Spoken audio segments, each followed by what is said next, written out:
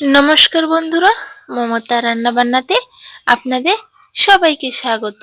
আপনারা সবাই কেমন আছেন? আশা করি ভালো আছেন, আর আমিও অনেক ভালো আছি। আজকে খুব চটজলদি একটি স্ন্যাক্স রেসিপি বানিয়ে দেখাবো। বাড়িতে থাকা কয়েকটি উপকরণ দিয়েই এই স্ন্যাক্সটি চটপট তৈরি করে নিতে পারবেন। চা হওয়ার আগেই এটি তৈরি হয়ে যাবে।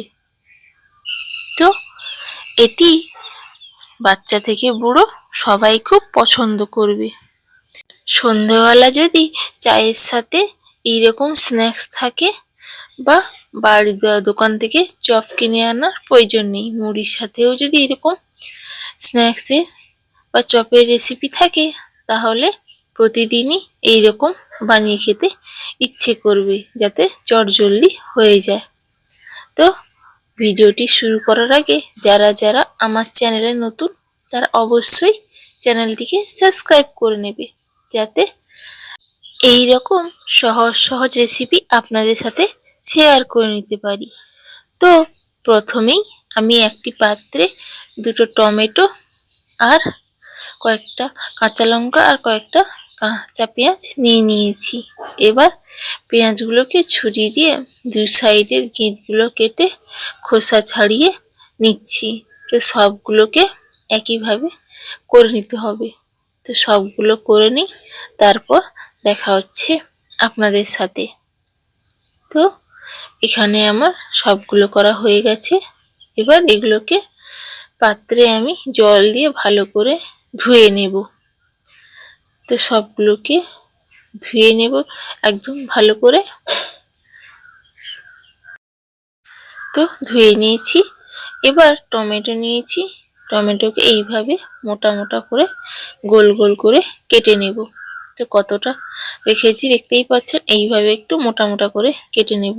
তো দুটোকেই আমি একইভাবে কেটে নেব। তো এটা কাটা হয়ে গেছে, এবার এগুলোকে রেখে দেব। এবার পেঁয়াজকেও আমি কুচি কুচি করে কেটে নেব, যেভাবে আমরা কেটে থাকি। তো একদম সরু সরু কুচি কুচি করে কেটে নিই। সবগুলোকে এইভাবে কেটে নিতে হবে। তো সবগুলো কেটে নিই, তারপর দেখা হচ্ছে আপনাদের সাথে। তো দেখো, এখানে আমি লঙ্কাও কুচি কুচি করে কেটে নিয়েছি, পেঁয়াজও কেটে নিয়েছি। এবার একটি পাত্রে আমি সবগুলো পেঁয়াজকে এইভাবে নিয়ে নিচ্ছি। এবার পেঁয়াজগুলোকে ভালোভাবে এইভাবে চটকে চটকে নিতে হবে, যাতে পেঁয়াজটা হালকা নরম হয়ে যায়, ওই শক্ত ভাবটা না থাকে। তো এইভাবে হাত দিয়ে চটকে নিলে পেঁয়াজটা অনেক সফট হয়ে যাবে। এখানে আমার হয়ে গেছে। এবার এর মধ্যে আমি একে একে দিয়ে দেব কুচি কুচি করে কেটে রাখা কাঁচা লঙ্কা, আর দিয়ে দেব পরিমাণ মতো হলুদের গুঁড়ো, আর দিয়ে দেব হাফ চামচ পরিমাণ কালো জিরে। এটা দিলে স্বাদটা আরো সুন্দর আসে। এবার দিয়ে দেব 3 চামচ পরিমাণ বেসন। এখানে আমি 3 থেকে 4 চামচ পরিমাণ নিয়েছি, আপনারা আপনাদের পরিমাণ বুঝে নেবেন। এবার দিয়ে দিচ্ছি স্বাদ মতো লবণ। এবার ভালো করে শুকনো উপকরণগুলোকে মিশিয়ে নিতে হবে। এরপর অল্প অল্প পরিমাণ জল দিয়ে একটি পেঁয়াজি টাইপের ওই ব্যাটার তৈরি করে নিতে হবে। বেশি ঘনও হবে না, আবার বেশি পাতলাও হবে না। অল্প অল্প জল দিয়ে করবেন, যদি লাগে দেবেন, না হলে ব্যাটারটি পাতলা হয়ে যেতে পারে। তো এইভাবে কিন্তু করে নিতে হবে। দেখুন, বেশি ঘনও কিন্তু করিনি, হালকা ছেড়ে ছেড়ে যাবে, ওইভাবে করে নিতে হবে। এবার এর মধ্যে দিয়ে দিচ্ছি 1 চিমটি পরিমাণ বেকিং সোডা, যাতে এর পকোড়াটি মুচমুচে হয়। তো এটাকেও ভালো করে মিশিয়ে নিতে হবে। এবার এটা হয়ে গেছে। এবার অন্যদিকে গ্যাসে কড়াই বসিয়ে তাতে পরিমাণ মতো সাদা তেল দিয়ে দেব ভাজার জন্য। তেলটিকে আমি লো ফ্লেমে গরম করতে বসিয়ে দিয়েছি। এবার এদিকে ওই যে আগে থেকে টমেটোটা কেটে রেখেছিলাম, এবার একটা টমেটো নিয়ে নেব। টমেটোর স্লাইস নিয়ে নিয়েছি। এবার এর চারধারে ওই ব্যাটারটিকে কোটিং করে লাগিয়ে দিতে হবে চারিদিকে, যাতে টমেটোটি দেখা না যায়। আবার কোটিংটা কিন্তু বেশি মোটা করেও করবেন না, হালকাভাবে যাতে লেগে থাকে ওইভাবেই করে নিতে হবে। এইভাবে সবগুলোকে করে নিতে হবে। এবার গ্যাসে তেলটাও গরম হয়ে গেছে, মাঝারি গরম কিন্তু করবেন, বেশি জোরে বা বেশি অত্যন্ত গরম কিন্তু করবেন না। এবার সবগুলোকে আমি তেলের মধ্যে দিয়ে দেব যতটুকু পরিমাণ ধরে, বেশি চেপে চেপে কিন্তু দেবেন না। তো 2 মিনিট এইভাবে লো টু মিডিয়াম ফ্লেমের মধ্যে ভেজে নেব। তারপর 2 মিনিটের পরে আবার অন্য সাইডে উল্টে নেব। দেখুন হালকা হালকা কিন্তু লালচে কালার চলে আসছে।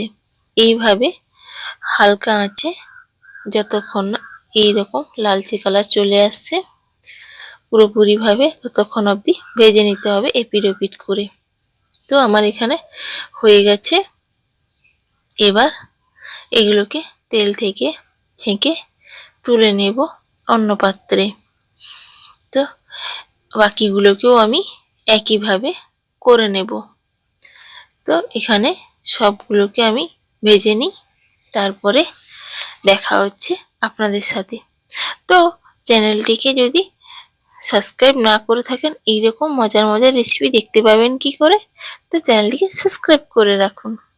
তো এখানে আমার দেখুন সবগুলো ভাজা হয়ে গেছে। দেখুন আপনাদের কেটে দেখাচ্ছি ভেতরে কতটা পুর ভরা হয়েছে, দেখলেই বুঝতে পারবেন। দেখতে এতটা সুন্দর লাগছে।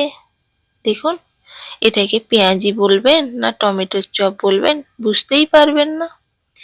এটাকে দুটো মিক্সড করে বানানো হয়েছে। এত সুন্দর হয় খেতে কি বলবো, যে কোনো চপকেই হার মানিয়ে দেবে। এর সাথে এত দারুণ লাগে আর ঝটপটও তৈরি হয়ে যায়, তাই না? তো কেমন লাগলো আজকের রেসিপিটি অবশ্যই কমেন্ট করে জানাতে ভুলবেন না। আর রেসিপিটি যদি ভালো লেগে থাকে একটা লাইক করে দেবেন। আপনাদের যদি একটা লাইক পাই তাহলে আমি এইরকম আরো সহজ সহজ রেসিপি আপনাদের সাথে শেয়ার করে নেব। তো বাড়িতে একবার হলেও এটি বানিয়ে দেখবেন আর কমেন্ট করে জানাবেন কেমন হয়েছে। তো রেসিপিটি যদি ভালো লেগে থাকে একটা লাইক করে দেবেন আর সাবস্ক্রাইবও করে নেবেন। তো সবাই ভালো থাকবেন, সুস্থ থাকবেন।